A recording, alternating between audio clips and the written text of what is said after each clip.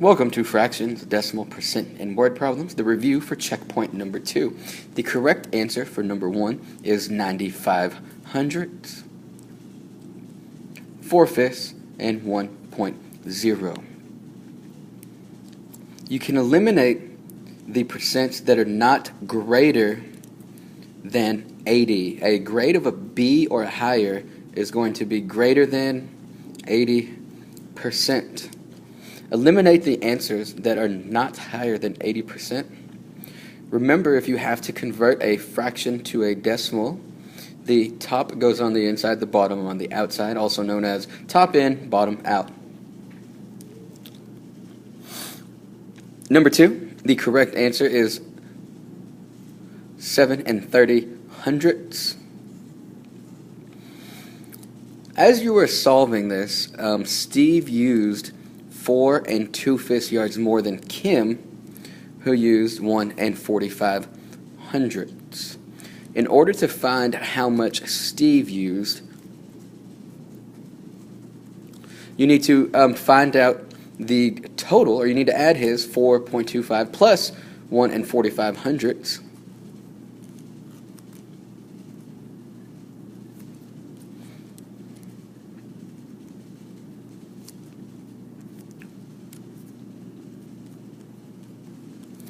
And after you add those, you will get the total for Steve's project. Make sure that you combine both of those, Kim's and Steve's, in order to get the correct answer. Number 3, if 58.7% of all U.S. high school students go to college, which of the following is not equivalent to 58.7%? Not is the key word. Your answer choices are in decimal form and fraction form, so convert the 58.7% to fractions and to decimals to see which the correct answer is. Remember, which one does not match 58.7? The correct answer to number 4 is 9.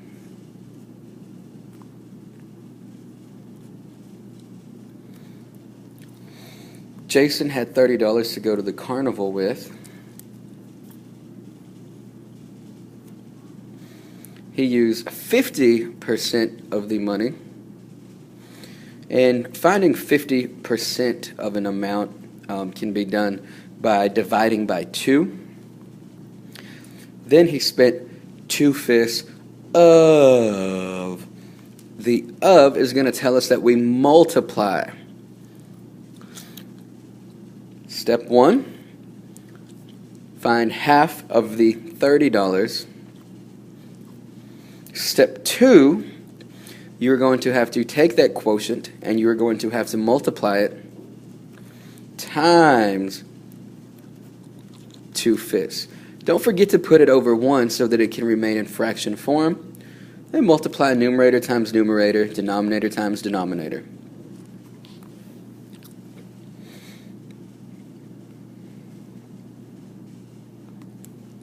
Number 5, the correct answer is 3.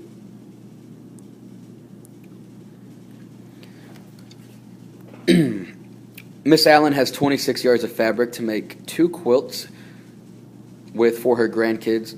Quilts are an old school term for a blanket, for those of you that don't know. The baby quilt requires 10 1/4 yards of fabric. The other quilt for her teenage granddaughter requires 2.5 yards more than the baby quilt. That means it's going to have an extra 2.5 yards. How many yards of fabric are left after she makes both quilts? 26 to start out with. She's making 2 of them. I'm going to go ahead and draw 2 quilts. It's always good to draw a picture to help your brains out when you're solving math problems. The baby quilt, this one, requires 10 1/4 yards of fabric. Let's go ahead and label that. 10 1/4. The other quilt for her teenage daughter requires 2.5 yards more. And more should be a trigger word for what?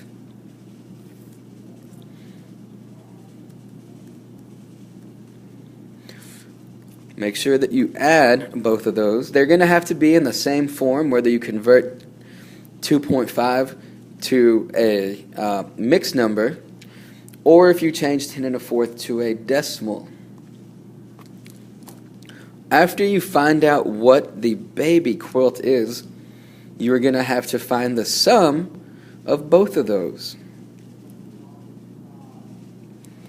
We're not done yet, though, because after you find the sum of both of those, the question's asking us how many yards of fabric are left after.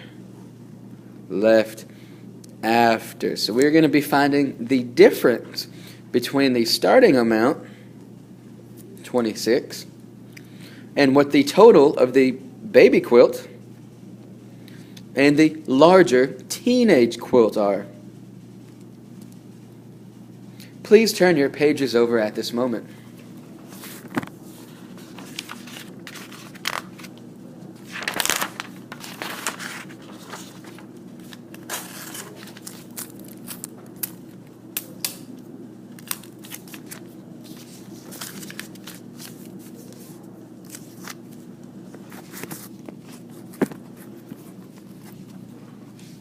Sorry for that interruption. Number 6, Ms. Hodges did a survey of her class's favorite soft drinks. She recorded amounts on the circle graph below. What 3 drinks made 2/3 of the circle graph? 1/3 Sprite, 1/6 root beer, 1/6 Coke, 1/12 water, and 1/4 Dr. Pepper.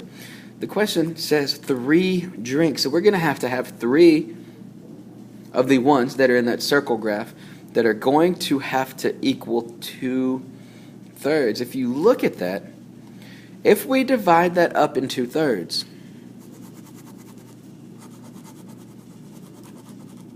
here is 1 out of the 3. That would be 2 out of the 3. And here is 3 out of the 3. I separated that circle graph into thirds.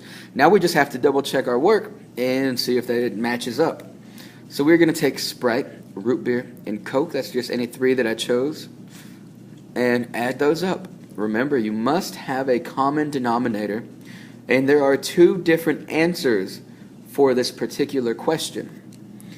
Sorry for those of you that I forgot to give the answer to. It is Sprite, root beer, Coke for the first one. Second one, Sprite, Dr. Pepper, my favorite, and water. Question 7.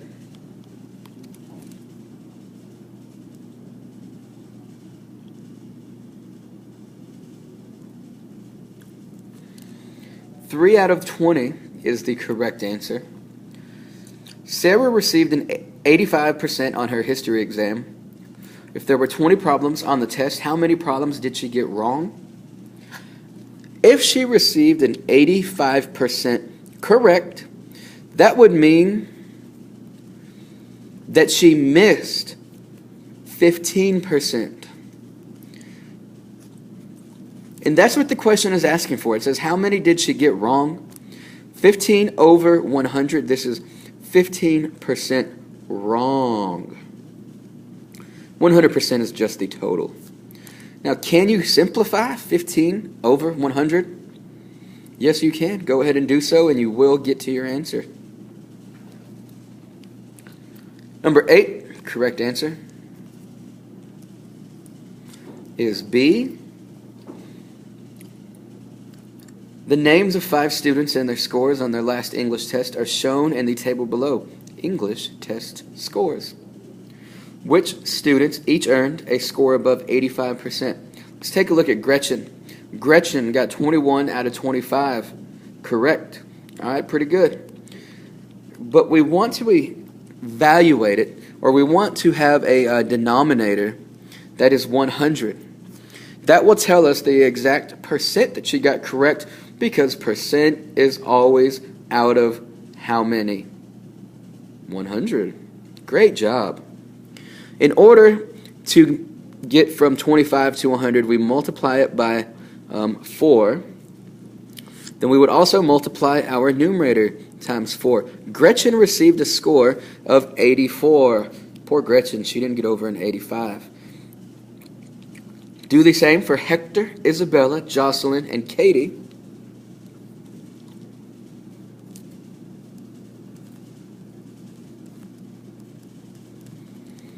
Now, that's not the only way that you can do that. We have been practicing top in, bottom out. You can also do it that way, but it just so happens that our denominator will go into 100 evenly if we multiply it by 4. Number 9.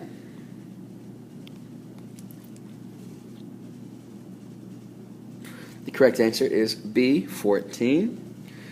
Mr. Franklin asked each of his 30 students to select their favorite radio station. 1/3 of the students chose station K. That is at 1/3 of again, a fraction followed by the word of. That is going to tell us, or that tells us actually, that we are going to multiply the fraction times the number of students. We have 30 students over 1. I put it over 1 just so that it can be in fraction form. 30 and 30 over 1 are equivalent. Times 1/3. Numerator times numerator, denominator times denominator. 30 times 1 is 30. 1 times 3 is 3. And can that be simplified? Yeah, it can. 3 will go into 30 and even 10 times. So we have 10 students that like station K. We will do the same thing for the 20% of students. However, we need to change that into a fraction. 20% can be changed into a fraction by putting it over 100%. Is always out of 100. And we can just cross out our zeros. Leaves us with 2/10. And you can simplify 2/10, which will become 1/5. Once again, let's take our number of students, 30 over 1. Multiply that by 1/5.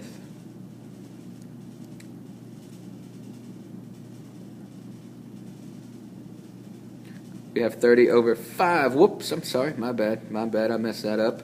That is going to equal 6. So we have 6 students that like station L.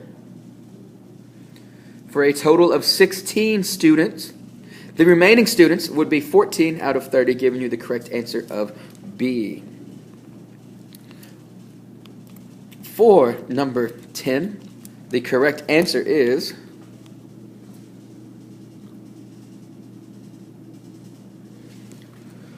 for negative numbers. I want you guys to remember that the further away that you get from 0, going in the opposite direction on the negative side, the smaller of the value of that number becomes.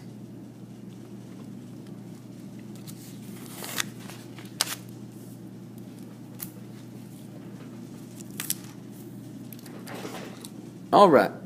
We have the square root of 64. Which model represents that? Go ahead and evaluate that. The square root of 64 would equal 8. Which one of those down there has 8? Number 12, which model represents 5 squared? Remember, that is not 5 times 2, that is 5 times 5. A base number of 5 with an exponent of 2 tells us we multiply that base times itself. That would equal 25. Which one of those answer choices has 25 squares?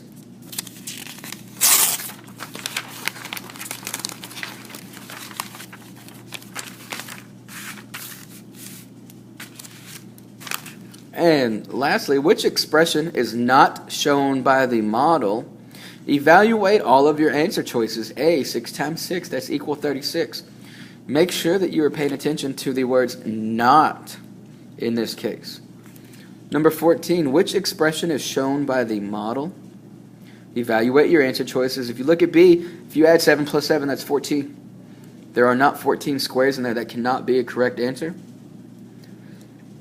15. Evaluate your answer choices.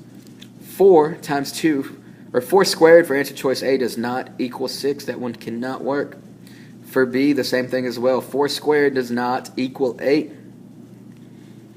Thank you, students, and good luck on your checkpoints tomorrow.